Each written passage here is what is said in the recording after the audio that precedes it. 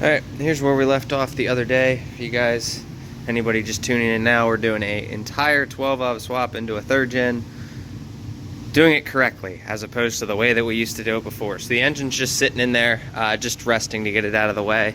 You guys will see over here, we are working on the motor mount plates.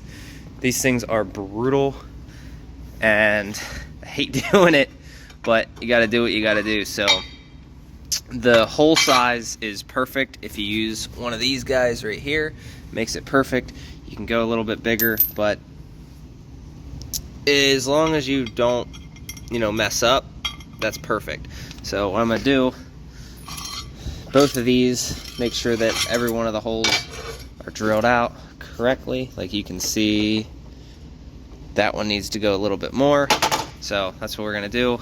And yeah, just long, lengthy process. I'm only gonna make two because the next set I want to do, I want to try to see if I can't make a I want to make a perfect set. Like I want to round corners off and do all this and that, and we'll do that down the road. But for now, we just need to get this thing running and as cheap as possible. So this is fine. This is what I have on mine.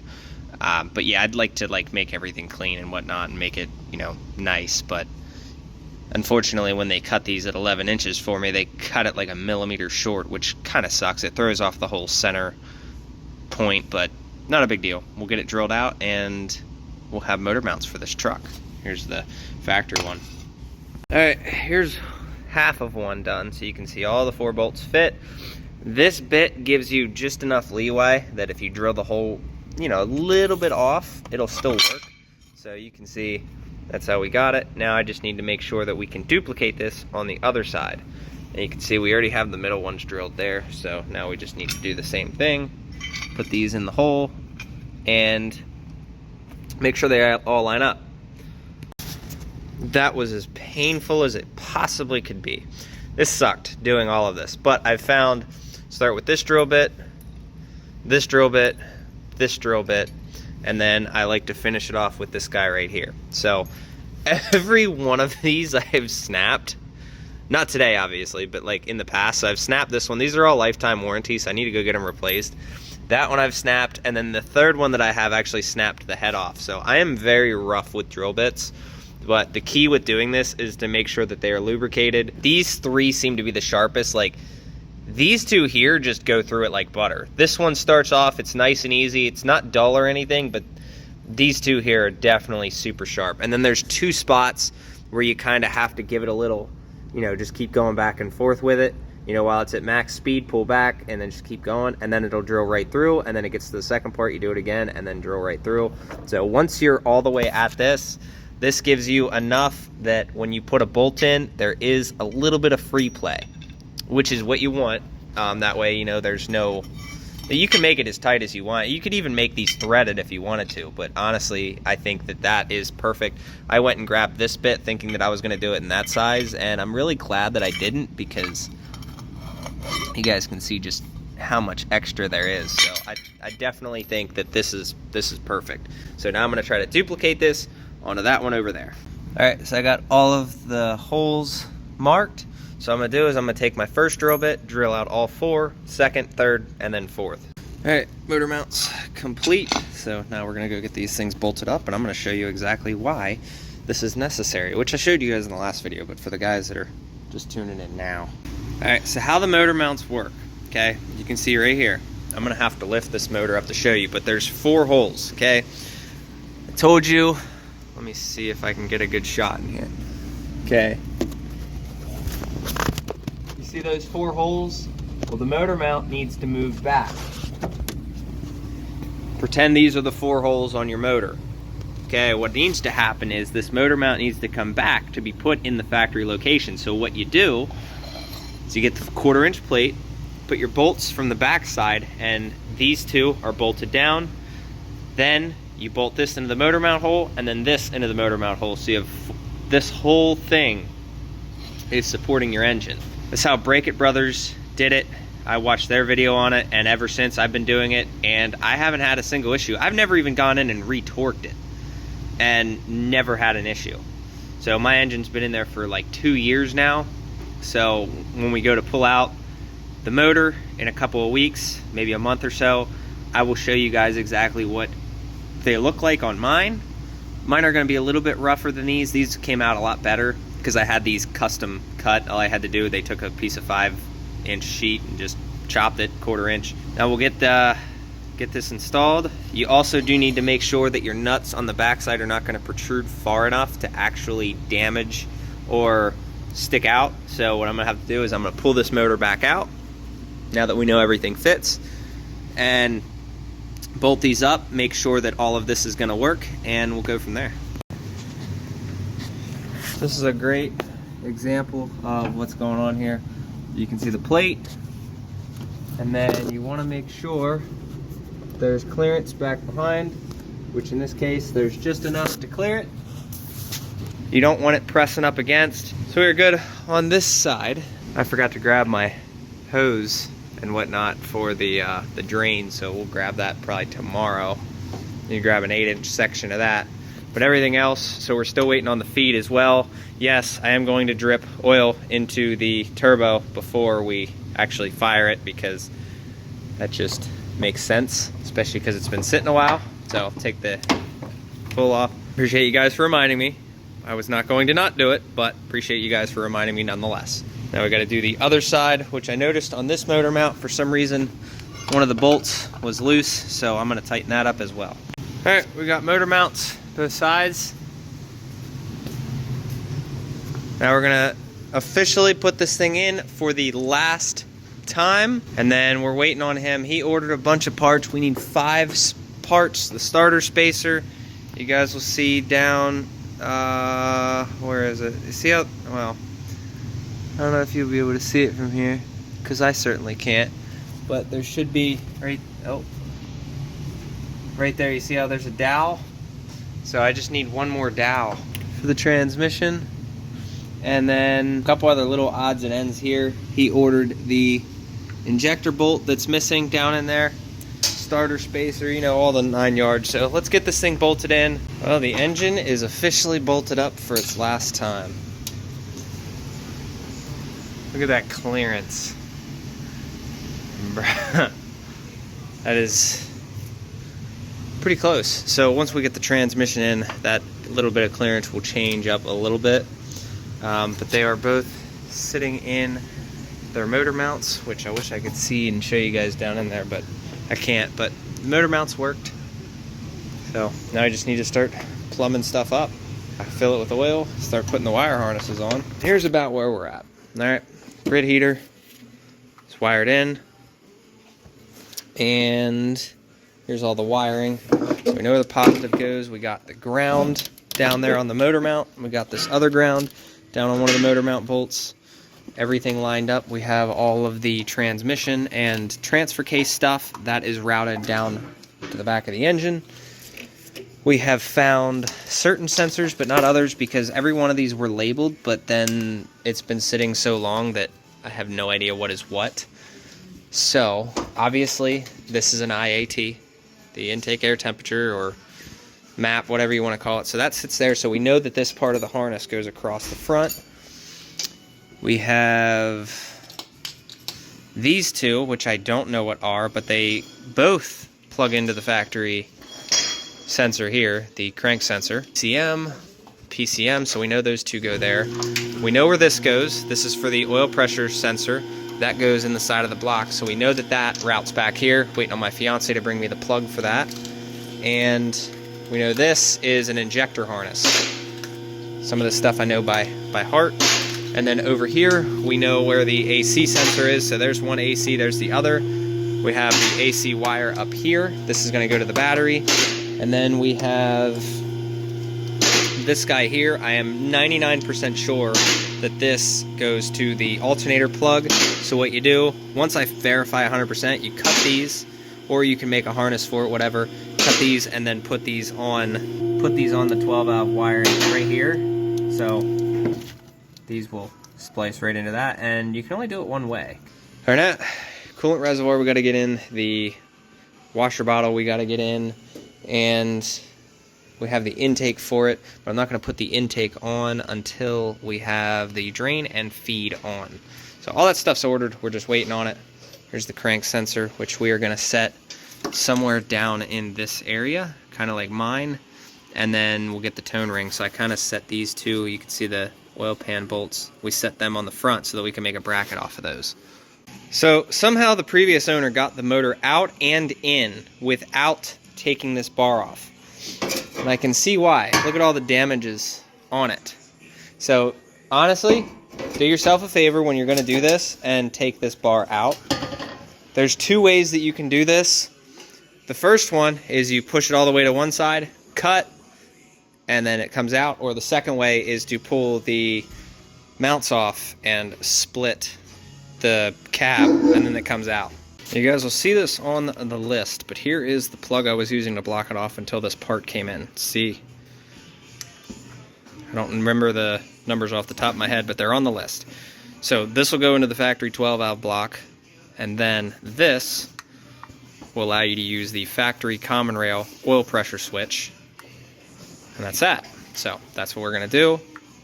That'll go in there. It's O-ringed. There's some Loctite on it a little bit. Call it a day. All right, we're slowly making our progress. We got the whole front end back on. The bumper, it did not come with fog lights. We got the intercooler, radiator, the power steering cooler, and the AC condenser. All this is bolted up. The wiring is done for that. Now we have all of this wiring just chilling. We got to figure out where everything goes. I need to figure out where the sensor plug is for the water temp sensor. And then we got to figure out which one of these is for the crank sensor, but we are still waiting on a factory ECU. We're waiting on batteries. Slow and steady. We'll get there. Just unfortunately the situation given. So I'm going to get some of these lines. I'm going to have to move some of this stuff out of the way. I want to get the top and bottom coolant hoses on if we have them. But if not, I remember seeing one down in here. There's one. I don't see the other one. Here's the second one as well. I see two uppers and no lowers. So we may need radiator hose. There's a bunch of things that are just... Hopefully the guys that are watching this video series, and they want to do this swap, you guys can see like what exactly goes into this and what parts you'll need. The OEM lower radiator hose will work.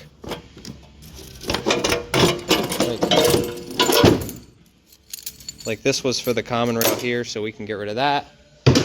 And then the OEM downpipe clamp, the guy broke it, so definitely don't do that. This guy spread it out and then must have thrown the piece away or something, because I cannot find it for the life of me.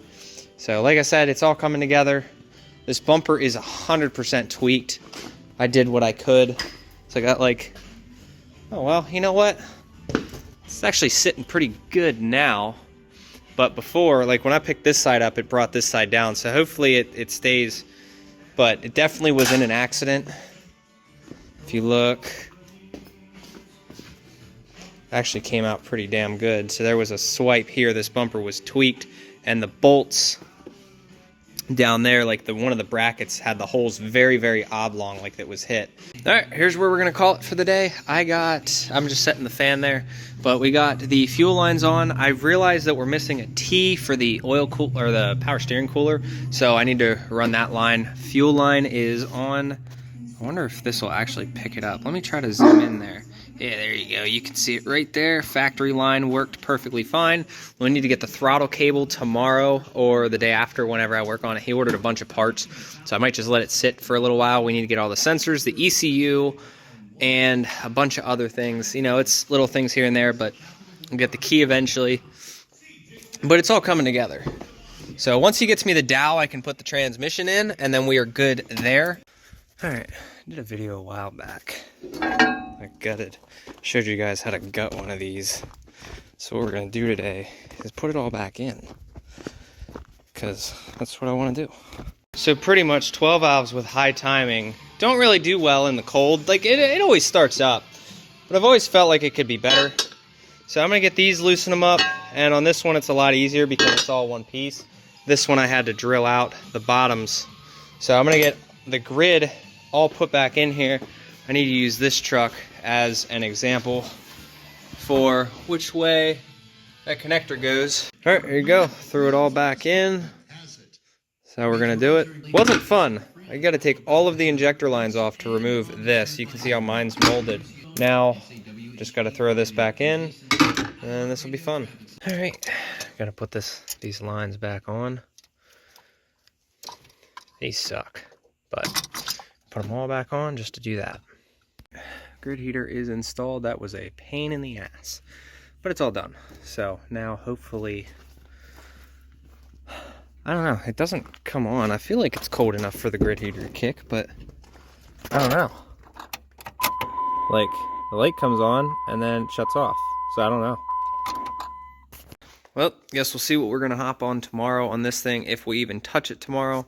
Like I said, waiting on a bunch of parts, so that's pretty much we're going to do it. All the extra parts that we didn't use and all of his stuff is in the bed.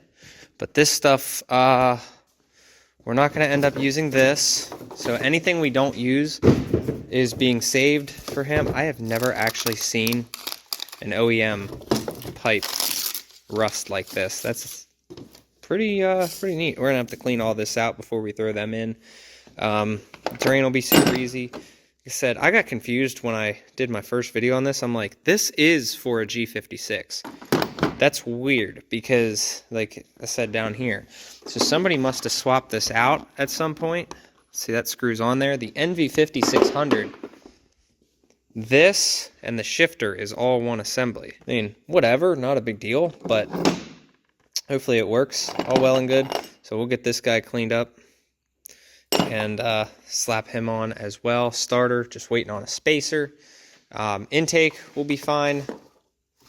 We have the factory intake for the 24 valve and even the 12 valve, but we're not going to use that one. But before we put any of that stuff in, because I could have put that stuff in today, but there would have been absolutely no point in doing that because I'd have to take it all back out anyway to do the oil drain and the oil feed. Got to get the piping in and whatnot. Just waiting. I got to get lines for there to there, and then the coolant there to there, and then a lower rad hose, and then that'll all work. And drill and tap this guy still. I keep saying I'm going to do it. I just need to go and figure out where to get the stuff. So apparently it's not cold enough outside for the grid heater to come on, so that's why it wasn't working. I'm going to wait, and hopefully it works in the morning. Apparently coolant temp has to be below 60 degrees, so I guess we'll see. Not as dirty as yesterday, but whatever. Hope you guys enjoyed. I'll see you guys in the next video. Still supporting Celsius.network for your cryptos. Guys, keep this in mind as well. I deal a lot with crypto, but I've had the question of why don't I do more videos on it, and the whole point is the channel has nothing to do with it. It's just one thing I throw in at the very end so that you guys know, like, you know, you can get paid your interest on it. But Celsius.network and Coinbase are two that I really support. Coinbase just because they give you like $5 or $10 for free, but Celsius I really support. They pay you percentage on your crypto, and if you're holding greenbacks, you can also trade that for USD coin, which is basically tied to the US dollar, so it doesn't fluctuate, and they pay you 7% on that. So if you want to use Celsius.network as your United States dollar savings account, trade it for your USD coin. It's tied to the American dollar. It's always going to be a dollar. Nothing's going to change, and you get paid 7% interest on that year to date. So rather than putting your savings account in a bank where they pay you 0.01%, you get 7%. It's a lot better. I think it was like 7.5 or something like that. But that's why I really do support that, and I use it. So they support Solana now, so they're paying me like 5.5% on my Solana, which I don't have a ton of right now, but like I said, once the trailer sells, I will be buying in about $5,000 worth more of Solana, because shit happened to Ethereum. That shit was like a couple dollars when it came out, and now it went up to like $4,000, and you know, it's back sitting around 35. But like, I bought a bunch at 95, and it's sitting at like 135 right now. But I'm wondering like what happens if it bumps itself up to like $800, which I do kind of feel like it's going to happen. So that's kind of why. But I hope you guys enjoyed. Go check out my Amazon affiliate links. See you in the next video. Safe travels.